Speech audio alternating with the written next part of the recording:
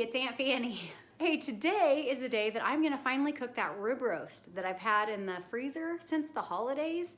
I bought it on sale. It's a little over 5 pounds. I bought it for $4.97 a pound, so it costs about 25 bucks-ish. And it is a bone-in rib roast. It is basically a prime rib. I've never cooked a prime rib before, but at that price, I couldn't pass it up. So I went ahead and got it, and we're gonna go ahead and cook it today. We're gonna use a herb paste or compound butter that Chef Billy Parisi talks about when he cooks his roast. And so it is delicious, and it's gonna make a nice crust on the outside. I'm really excited to see how this all turns out. So my family happens to be fasting today. So it's probably not the best day to be cooking roast and potatoes in the house, but we're gonna do it anyway because if I don't cook it now, it's gonna go to waste. I thawed it out a few days ago. I just need to get it in the oven. Come with me, let's go make something. Okay, so here we are. We have all of our ingredients. I like to get those out ahead of time. First, I'm gonna salt and pepper this roast really well. The roast really wants salt, it loves the salt.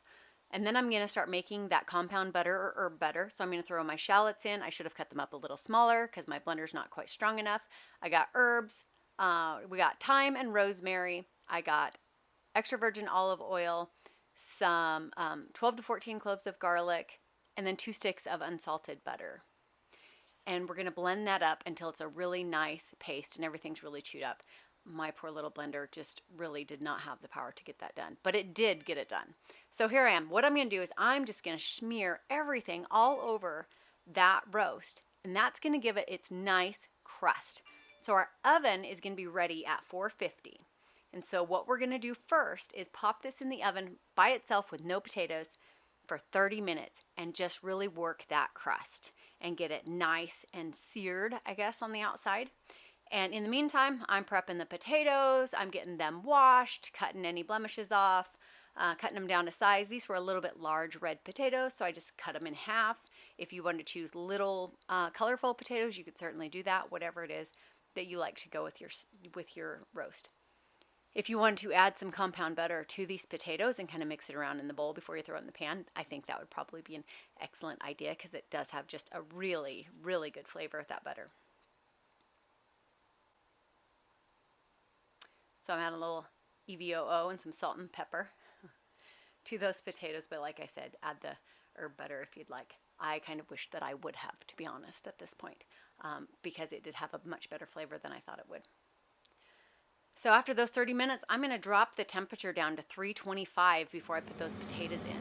So now do you see, it's nice and just seared. Oh, it's so good. So I added the potatoes, we cooked those.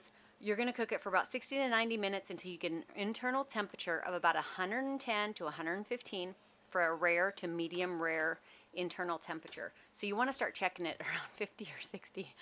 Anybody else have this problem with their glasses fogging up in the oven?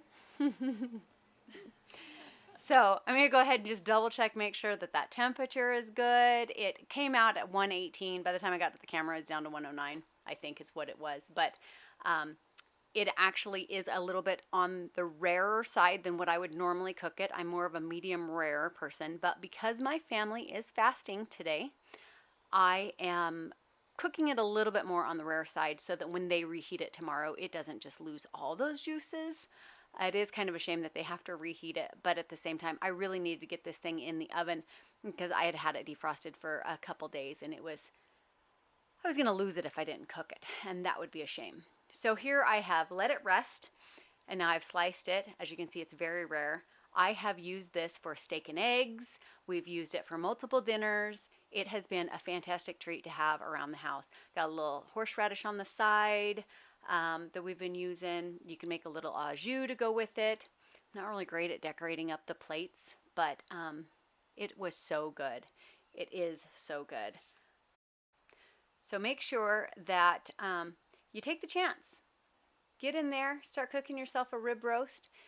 Enjoy it, especially if you can get them on sale. I sound like a broken record, I keep saying it, but man, I tell you, I've never bought one. I've never even tried it because I just didn't want to invest.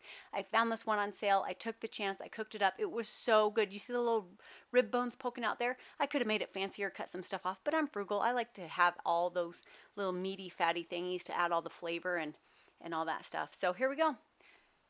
rib roast and potatoes at home. All right, we did it. We made a rib roast. I'm quite surprised, I gotta tell you. Whenever we go out to dinner, we order prime rib because we don't make it at home. We just don't. I just never felt like I could make it as good eating out as when we stay in. So I'm really excited to have this under my belt, and it turned out really good. It is a bit on the rare side, but tomorrow when my family stops fasting, they will be able to warm it up and get it nice and warm and just the way they like it without overcooking it. So that'll turn out perfectly fine. So one thing I would say is make sure when you cook this is to have a meat thermometer on hand, because that's really the most precise way to tell if it is cooking properly. And remember that once you do pull it out of the oven, it will continue to cook a little bit. And when you slice it, if it looks like you've lost all the juices or whatever, just let it rest. Make sure you let it rest before you slice it, and then after you slice it, let it rest again, and it'll start to produce those juices again, and you'll start to see that you indeed cooked yourself a very juicy roast, rib roast. Yummy. Be brave, make one up, throw yourself some vegetables in there, some potatoes, maybe some colorful potatoes, cook yourself some sourdough bread, and enjoy it. Have yourself a luxurious dinner right at home. Anyway, I thank you guys so much for coming and watching my videos. Of course, it helps my channel to grow when you like and comment, and of course, subscribe to the channel. So please make sure to try to do that if you want to see any more of my videos. And I'll be back again to show you something else that I've whipped up in the kitchen. All right, have a good one. Thanks, guys.